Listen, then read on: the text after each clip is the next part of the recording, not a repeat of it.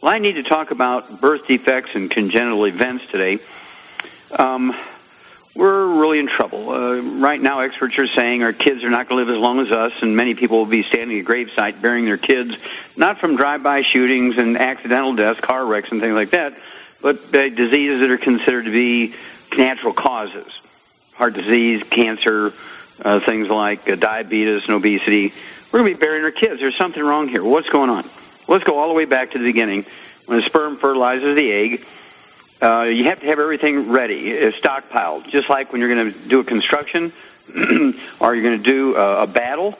They don't pull the trigger on a battle until all the weapons, all of the ammunition, all the personnel, everything is ready to go.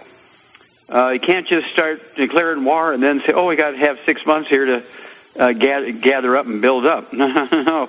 The war is won or lost before you pull the first trigger. Same way with a baby. A healthy baby is won or lost long before conception takes place. The mother particularly has to be in good shape nutritionally because she's the one that is delivering the raw materials for that embryo to develop properly. When that sperm fertilizes the egg, the trigger is pulled, everything's happening from that second by second, minute by minute, hour by hour, day by day, week by week, month by month.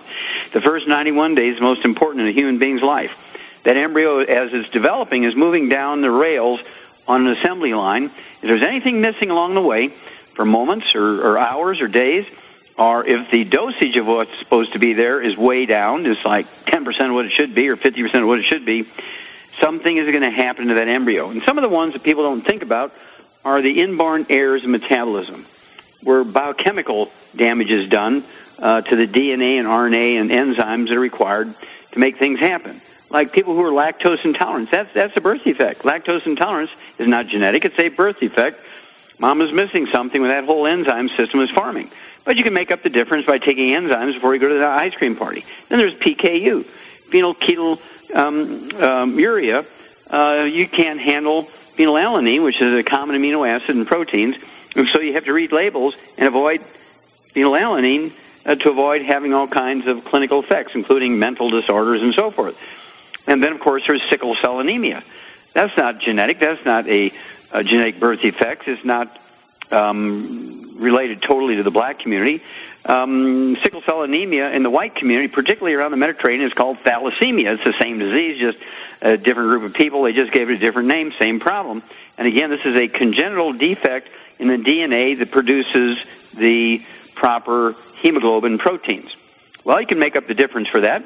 You take your 90 essential nutrients, you take your ultimate selenium, you throw in some B6 and things like that, B12, all the things that are necessary to make good hemoglobin. Guess what? You can go through life and never have a crisis and never die of a stroke caused by these sickle cells piling up. We've eliminated these diseases in animals by giving the mother proper preconception nutrition long before conception. And then you have more serious birth defects, ones like cleft palate, cleft lip, belly button hernias of all sizes.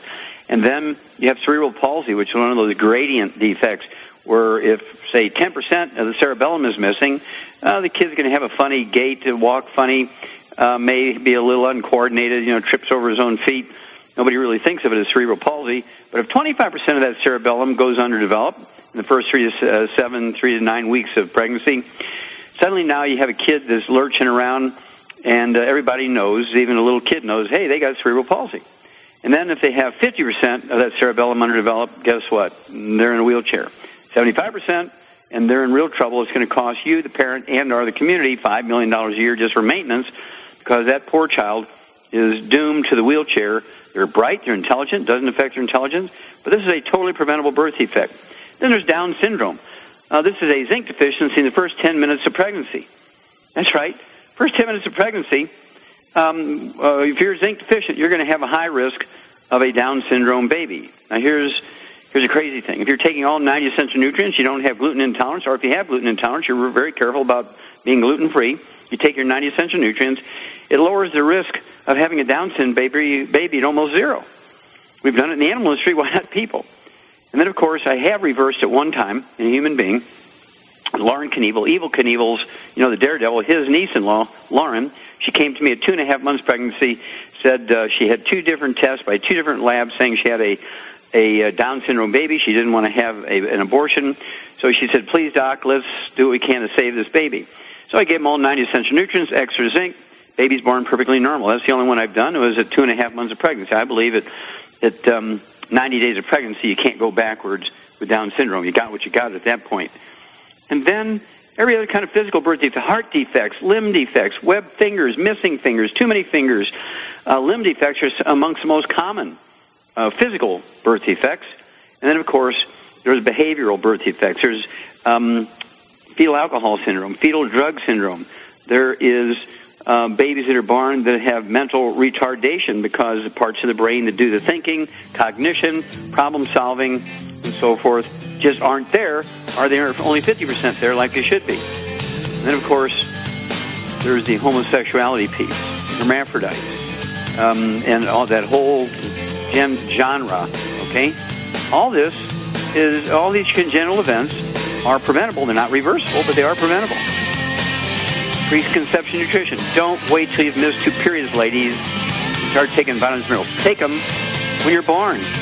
And then, the odds of you having a birth defect almost zero. We'll be back after these messages.